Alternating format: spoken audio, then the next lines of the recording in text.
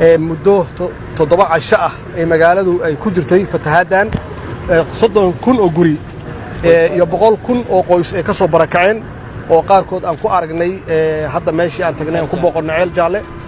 waad aragtaan xaafadan waxa leedahay xawtaako dadkii oo dhan waa aragtaan waa wada qaxeen oo meel la joogi kara ma aha waxaan u sameynay guddi oo ay dawladdu ay ka qaadanayso qayb weyn hadduu ilaah yiraahdo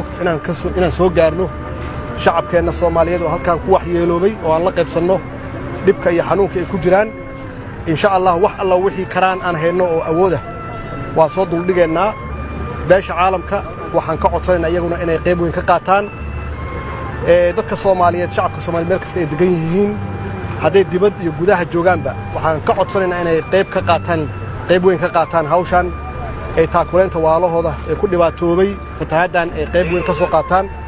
waxaan rabaa inaan u mahadceliyo walaalahan AMISOM halkan nala jooga sida ay qaybta weyn uga qaateen si dadka uga soo badbaadin lahaayeen fatahaaddan waa aad iyo aad baan uga mahadcelinayaa waxaan rabaa inaan u sheego madaxweynaha oo hadda aan soo marnay meeshii airportka ahayd inaan u sheegno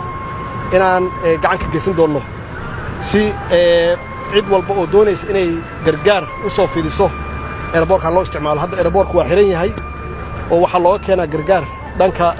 Dhuusamareeb iyo Gurceel yaa looga keenaa marka si tan aan uga hortagno mustaqbalka dhibaatadan oo kala ah cid alle cidii rabto inay gargaar idin siiso inuu airportka furan yahay oo degdeg ah insha Allah wax alla wixii karaankeenna ah hiliyo hooba dawladdu waa idin garab taagan tahay wax alla wixii aan soo gaarsiin karno waan soo gaarsiinaynaa shacabka Soomaaliyeed waan ku boorinaynaa inay gacan weyn